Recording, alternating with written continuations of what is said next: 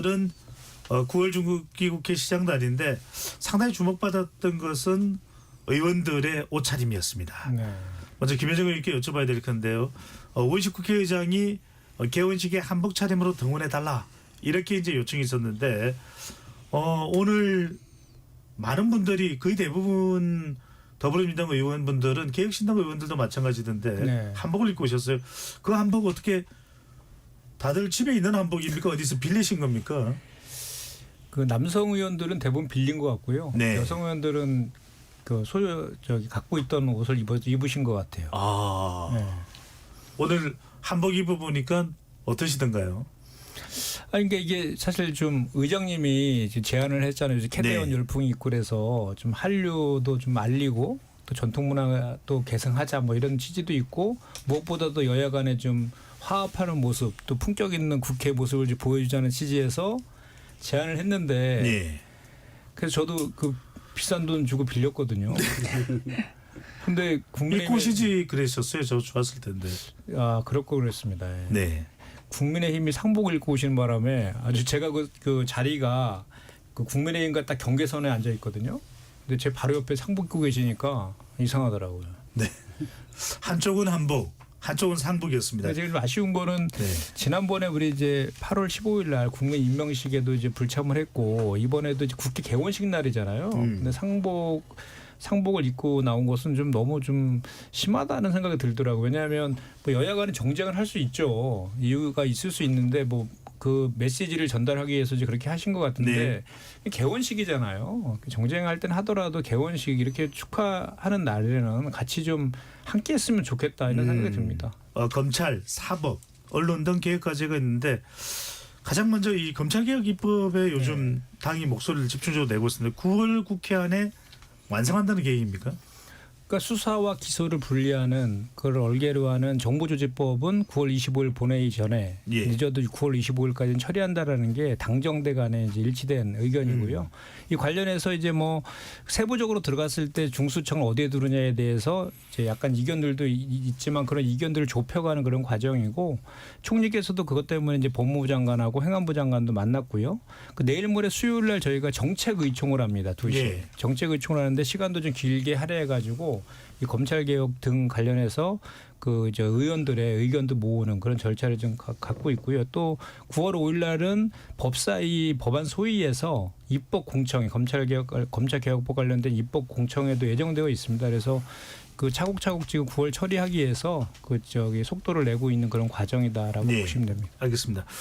개인적으로 아주 희망하고 있습니다. 근데 뭐 김 의원님 말씀하신 것처럼 그럴 가능성이 있다고 하니까. 가능성이 있죠. 근데 중요한 것은 뭐냐면 우리 김건희 의원님도 외교관 출신이시니까 잘 아시겠지만 뭐 외교나 안보에는 여야가 따로 없다라고 초당적으로 협력하는 거잖아요. 그래서 외교 순방 갔다 와서 당연히 그 순방 성과를 설명하고 또 순방 성과를 실제로 그 성과로 뒷받침하기 위해서는 국회 협력이 필요하니까 그런 협력도 당부하는 그런 제안을 한 거잖아요. 근데 그 장동혁 대표의 그 답변이 저는 되게 의도적이고 의도적이라는 거죠. 그러니까 일대 다수는 안 하겠다. 그런 것들도 있지만 그냥 그 여당하고 대통령과의 관계에서 그 명확하게 뭐랄까 대립각을 세우겠다라는 의도가 밑에 깔려 있기 때문에 문제라는 그 지적을 제가 먼저 좀 하는 거고요. 예. 그리고 당연히 이제 이재명 대통령 같은 경우는 다들 아시겠지만 뭐 저 국회에서 취임한 날 오찬부터 여야 대표들과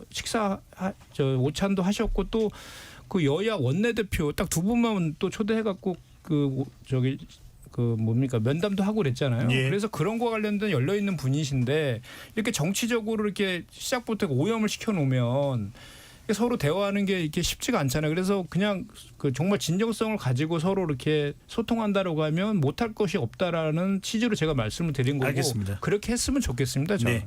이렇게 조직 자체를 이렇게 고쳐서 해결되는 건지 저는 잘 모르겠습니다. 알겠습니다. 김현정 의원 말씀까지 듣겠습니다. 그러니까 좀 전에 조기현 변호사가 얘기한 것처럼 같은 법무부에 두면 오히려 공소청과 중수청에 둘 다 그 기존에 검찰청을 나눠서 하는 거기 때문에 오히려 더 비대해지는 문제가 생겨요. 그러면 검찰 개혁의 명분이 아예 없어지는 거죠. 그래서 그렇게 하는 것에 대한 비판이 있는 것이고 행안부에 뒀을 경우에는 이제 중수청하고 국수본하고 공수처에 대한 관할의 문제라든지 업무 분장하는 그런 문제들이 이제 있을 수 있다. 그래서 국민이 불편할 수 있고 수사가 지연될 수 있다라는 이제 지적이 있는 거죠. 그걸 해결하기 위해서 이제 국가수사위원회라는 걸 둬서 그런 가나의 문제들을 해결하자라는 것이 이제 행안위에 두려는 쪽에 이제 놓은 거이기도 한 겁니다. 그래서 지금은 그런 좀 전에 말씀드렸던 그런 내용들을 전체적인 거를 지금 확정된 단계는 아니고 모든 것들을 다 온더 테이블하고 이제 공론화되는 그 단계로 지금 넘어가 있는 거거든요. 그래서 네. 그거를 빠르게 논의해가지고 가장 국민 불편도 해소하면서 검찰 개혁도 그러니까 검찰이 수사와 기소를 독점하는 전 세계에서 거의 유일한 나라가 우리 대한민국이고 그 정치 검찰들이 권력을 남용해 왔다는 것도 지금 이 검찰 개혁을 원인을 제공했던 거 아닙니까? 알겠습니다. 그렇기 때문에 그런 내용들을 정리해서 가장 최적의 안을 도출해 나는 과정이다라고 보시면 돼요. 그렇게 하는 것이 그 과정에 아니겠습니까? 야당과도 추가적으로 협의를 하시는 겁니다. 야당하고는 언제든지 저희가 의견도 개진해 달라고 하고 있고 하는데 저는 아쉬운 게 이제 이런 것 같아요. 그러니까 여야 관계에 있어서 뭐 아니면 도식으로만 가면 안 되는 거잖아요. 그러니까 예를 들어서 우리 더불어민주당이 추진하는 개혁 법안에 대해서 반대를 한다 하더라도 그냥 반대하면 올라와 나띵은 해서는 안 되는 거잖아요. 그럼 예를 들어 반대라면 왜 반대하는지를 하고 대안을 제시해 줘야지 이게 한 발짝으로 나가는데 그냥 보이콧해 버리잖아요. 그런 방식으로는 의견 개진이나 뭐 협치나 타협이나 이런 알겠습니다. 게 불가능하지 않습니까? 우리 당 의원들은 들어가지 않는 게 전략적 판단이 옳지 않나 이런 생각도 하게 근데 됩니다. 9일 날 하는 건 확정된 건 아닙니다. 확정된 건 그러니까 10일 아니고. 날 확정된 건 아니죠. 9일, 10일 아직 날짜가 확정된 건 아니고 네. 그래서 오늘 본인이 자꾸 정치 보복 운운을 하니까 그러면서 불체포권을 포기하겠다고 또 얘기는 했으면서 또 날짜와 관련해서도 또 정치 보복이다라는 프레임을 그렇게 얘기를 하니까 그러면 본인이 원하는 날짜를 한번 찍어봐라 이런 얘기까지도 오늘 최고위원이 발언까지 했었거든요. 그리고 우리 민주당이 좀 전에 우리 정광규 대변인 얘기했던 그런 일은 일어날 일은 없으니까 걱정하지 예. 않으셔도 됩니다. 다 들어오셔서 투표하시다요. 다 불체포특권 포기 서약서 쓰셨잖아요, 다들. 김현정 의원께 여쭤보겠습니다. 내란 특별법, 내란 특별법을 별도로 제정해서 특검 수사를 뒷받침하겠다. 어떤 내용입니까? 일단 지난번에 박찬대 의원이 대표 발의하고 우리 115명의 의원들이 공동 발의했던 내용인데 네. 그 내란범을 배출한 정당의 국고보조금을 중단하고 또 자수하거나 제보자에 대한 형사상의 감면 조항 넣는 게 있고 특히 이제 가장 핵심적인 게 이제 내란 재판의 전담 특별재판부 설치하는 그런 내용을 담은 그런 내용이고요. 이것이 이제 내란 재판과 관련해서 최근에 이제 한덕수 전 총리에 대한 구속영장이 기각된다거나 또는 지기현 판사가 70년 만에 처음으로 아주 잘못된 기준에 의해서 윤석열을 구속 취소로 풀어준 그런 얘기도 있고 또 지금 윤석열에 대한 재판을 지기현 판사 재판부에서 하고 있는데 지기현 판사 같은 경우는 지금 룸사롱 접대 의혹으로 지금 징계 의혹을 받고 조사 중인데 결과도 아직 나오고 누가요? 잠깐만요. 지기현 판사요. 룸살롱 접대요? 예, 거기 접대 의혹 있잖아요. 그게 룸살롱인지 단란주점인지 확인되지는 않았습니다만 그런 의혹이 보도에 나온 거지 않습니까? 지금 법원에서 내부 감사를 진행 중이죠. 감사 네. 중인데 그거를 아직 네. 발표도 하지 않고 질질 끌고 있는 데다가 지기현 판사가 지금 윤석열에 대한 재판을 지금 진행 중에 있잖아요.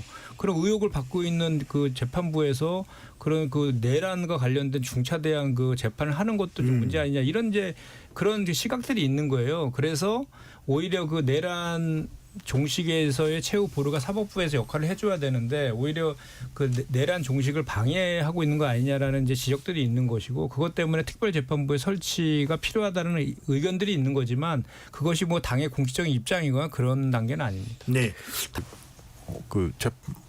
판사가 판결을 한 것이 아니면 판사가 영장에 결정을 한 것이 내 마음에 안 들면 잘못됐다 이런 논리는 좀 받아들이기 어려운 거 아닌가요? 그래서 그런 식의 논리를 구사하면 좀 국민이 납득하기가 어렵지 않을까 싶습니다. 그게 지금 다 그러시거든요.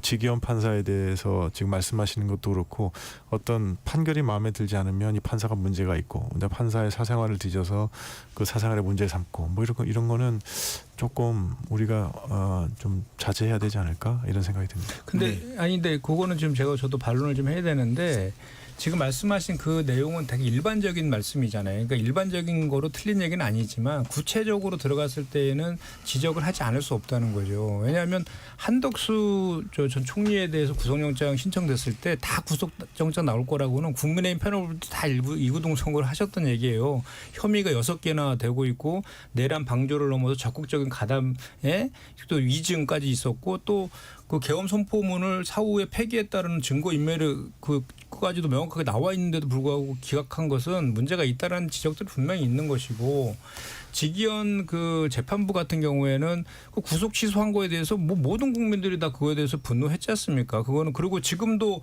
그 기준이 날이 아닌 시간으로 한 것이 70년 그 역사상 처음으로 그 기준을 적용했고 다시 지금 여전히 일로 계산하고 있는 거잖아요. 그런 재판부가 현재 지금 그리고 거기다가 그 징계 대상인 징계의 의혹을 받고 조사 대상인 판사가 재판을 하고 있는 거에 대해서는 상식적이지 않는 거 아니냐라는 지적을 하고 있는 것이죠. 알겠습니다. 그러면은 아니 네. 법원에서 그러면 그 징계나 이런 거에 대해서 빨리 징계 의혹에 대해서 빨리 조사해서 결과를 발표하든지 이렇게 해서 뭔가 조치를 취하면 이런 요구들로 이어지진 않을 거 아닙니까? 네. 그러면 내년에 있는 그 선거에 나올지도 모르는 분들 왜 지금 거기 정부에 계신 겁니까? 이준석 그 방통위원장에게만 특별히 이 기준을 적용할 필요는 없는 거예요.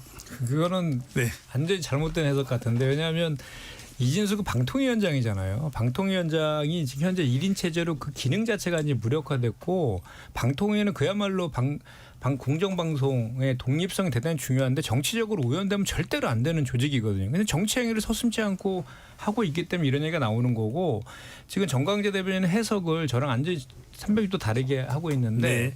임기가 내년 8월까지니까 지방선거 6월이니까 임기 보장에 좀 안 나간다 이렇게 해석이 되는 게 아니라 저는 출마 안 하겠다는 얘기를 하지 않았어요. 그것은 그렇게 그 임기 보장을 조건부로 언급하면서 출마 가능성도 열어두면서 본인의 정치적 부담을 최소화하려는 그 의도인 거죠. 그래서 지금 만약 예를 들어서 불출마하겠다. 이렇게 선언하면 본인의 정치적 영향력이 좀 사라질 것이고 또 네. 출마를 하겠다라고 하면 이제 정치 중립성 위반에 하기 때문에 지금 그 애매모호한 태도를 지금 취하고 있는 거고 출마 명분을 쌓고 있는 지금 과정이라고 보는 게 정확한 해석 같고요.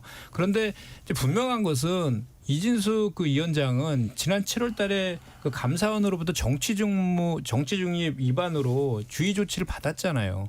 그럼 결국은 그런 상황이고 계속해서 지금 정치적인 행위를 하고 있는 그런 상황이라고 하면 그냥 그 방통위의 독립성이나 이런 거 방통위의 그 조직의 존립을 위해서라도 그만두고 나가서 정치하시는 게 예, 맞는 것 알겠습니다. 같아요.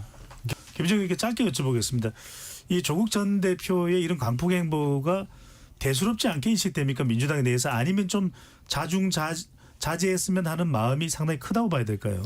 조국 혁신당 관점에서 봤을 때 도움이 안 되는 것 같아요. 제가 봤을 때는. 실제로 오늘 이제 발표된 리얼미터 조사에 의하면 혁신당의 예. 지지율이 2.5%로 사면 전으로 회귀했거든요. 예. 그 사면 됐을 때는 5.7%까지 올랐었거든요. 그 이유를 낮은 이유를 보면은 결국은 좀 어쨌든 특별 사면은 좀 특혜를 받았다는 인식이 국민들은 강한데 네. 로우키로 좀 이렇게 행보를 하기를 바랬을 것인데 이렇게 강폭 행보를 하는 그런 것들이 좋게 보이진 않았다라는 반증 아니겠습니까? 그래서 그런 측면에서 봤을 때는 조국 혁신당에서도 지금 도움이 되지 않는 것 같고 우리 더불어민주당 입장에서도 알겠습니다. 그 가장 큰 피해자가 이재명 대통령이라는 말까지 나오고 네, 조사 개요를 소개를 못 드리는데 따로 저희들이 게시판에 올리도록 하겠습니다. 지금까지 KBS 열린 토론 배종찬이었습니다. 네 분 토론 고맙습니다. 고맙습니다. 감사합니다.